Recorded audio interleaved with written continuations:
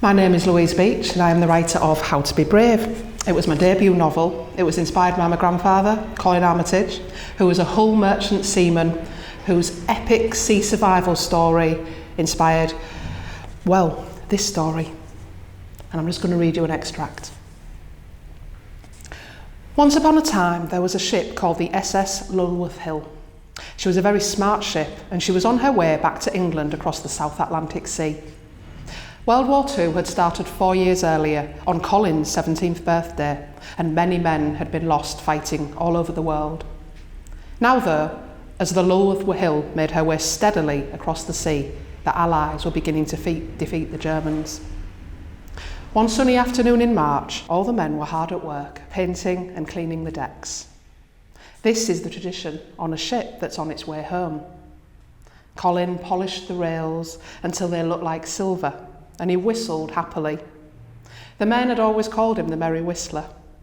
Give us a tune, they would say on quiet days, and if he was in a jolly mood, Colin would reward them with a bright melody. But if they caught him on a grumpy day, they would regret asking, and the air would be filled with an angry tune. Today's song was Whistle While You Work. Whistle, whistle, whistle. When the crew finished cleaning the ship that afternoon, they were worn out. They sat on the deck with cigarettes and mugs of tea. Colin mended his shirt and he enjoyed the cool of the evening and the crew's chatter. Being only 9 degrees from the equator meant it was very hot all day, so they counted the minutes until the sun sank. Spirits were high tonight because they were heading back to Hull, and travelling at 12 knots meant it would only take a week. Proceed independently for home port at all speed, the captain had ordered.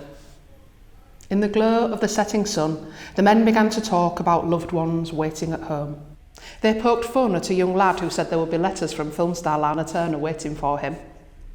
They all sang a song about the White Cliffs of Dover. Colin's parents were anxious for his return. He felt he'd travelled too much to find a girl. He had been all over the world, seen New York and much of Africa. He knew really that blaming travel was an excuse because many of the other men had managed to find love. Colin liked single life. He was happy as he was, the Merry Whistler. He looked towards the horizon and wondered what his parents were doing. His mum had probably made tea hours ago and washed the pots by now. What day was it? Friday. Maybe they'd had fish. Or maybe strict war rationing meant bread and jam. Food stamps were needed in England to buy meats, canned milk, cheese, butter and all tinned foods. Colin could picture his dad smoking a pipe and reading the paper. Maybe he was seeing life too prettily. Life would be different there now. The war had changed even small things. At 7:30, a ship gunner cried, "Torpedo on the starboard beam." The shout broke into Colin's happy thoughts. A torpedo is a bomb that swims underwater. All seamen are terrified of them. Never had the men finished a tea break so fast. Cups and biscuits scattered all over the deck. Men cursed and screamed and crashed into one another. Colin remained calm. He watched the torpedo speed past and he gulped relief. But they were not safe yet. An enemy submarine surfaced 200 yards away. The Lulworth Hill gunners took their positions and fired 3 shots but missed. The sub disappeared in a fizz of bubble and foam. The captain ordered more speed. Colin dressed more warmly and waited for orders by his lifeboat station. He looked in the boat and tried to imagine living on that for a few days. What would it be like? At 10 o'clock, the submarine surfaced 4 miles away. It was much faster than the ship, so there was nothing they could do but wait to see what happened.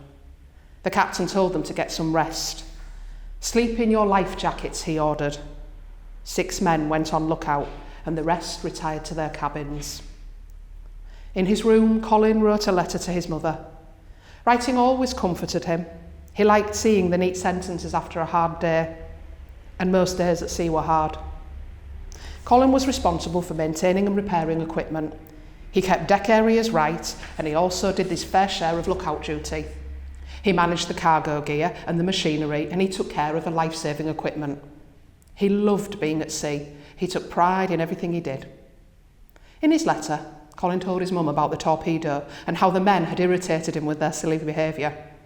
He knew he'd be home before she received the note, but still he wrote and wrote and wrote.